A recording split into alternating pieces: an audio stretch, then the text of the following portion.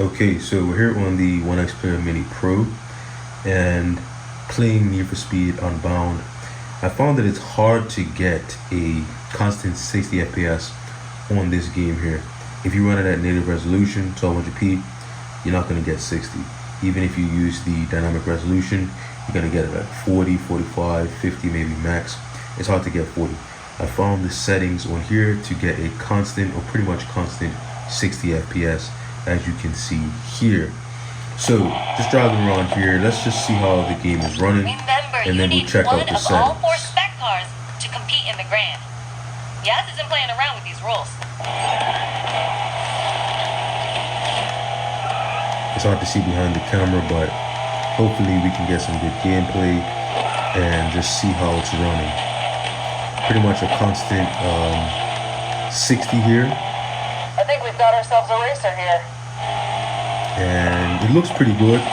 We'll look at it more closely in a minute, but I just want to drive around here just to get a sense of how the frame rate is working and how the game is actually looking here.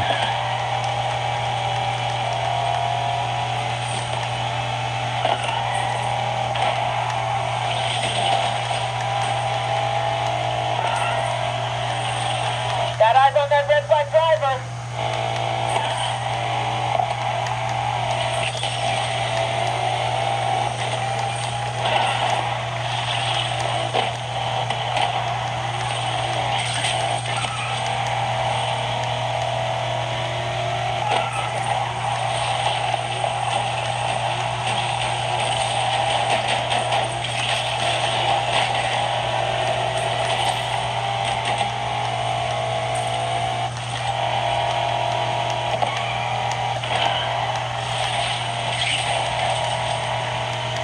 So as you can see, we got a pretty much constant 60 here, and let's just look at some of the details here. We can see the lighting is not too bad. The color is looking good. The reflections you can see there looks pretty good. I would say the game, it looks alright, you know. It looks pretty good for what it is. Let's check out the back here. You can kind of make out some of the text there on the back of the license plate. It's not so bad. So the settings that I found to get a constant 60 here is, what you want to do is, of course, go to your settings, graphics. We're going to be on full screen. It's going to be on full screen here. We're going to have our resolution. This is important. Resolution at 1280 by 800. So 800p resolution. And then we're going to have our FSR 2.0 set. You can have it set to quality or balance. At quality, the difference between quality and balance is not so noticeable. But I did notice that when balanced, it does stay locked on 60 a little bit more often. And you can't really tell the difference between balance and quality. So let's come to quality now. And then you can see there's not much difference in how it looks. But it will just dip below 60 a little bit more often.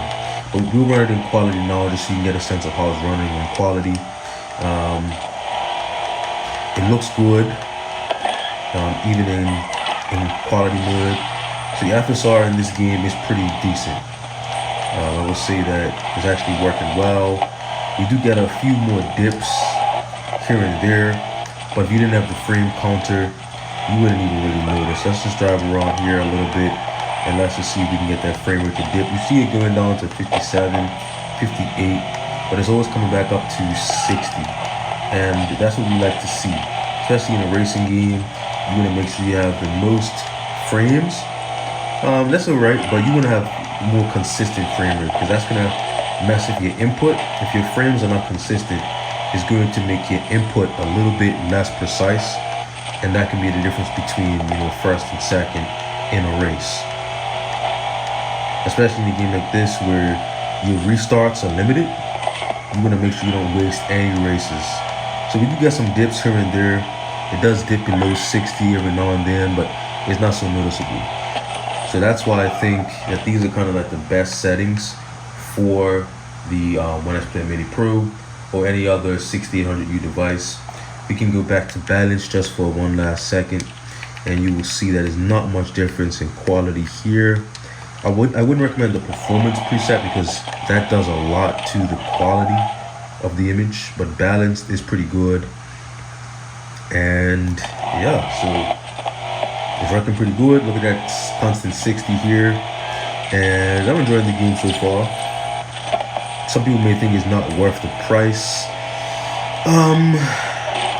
Let me say, for the price, I would say if you only have a handheld, then maybe it's not worth the price. I have a PC that's much more powerful, but I haven't even played it on my PC yet. I'm enjoying playing it on the handheld, but I don't know. Is it worth paying $70 to only play at 1280?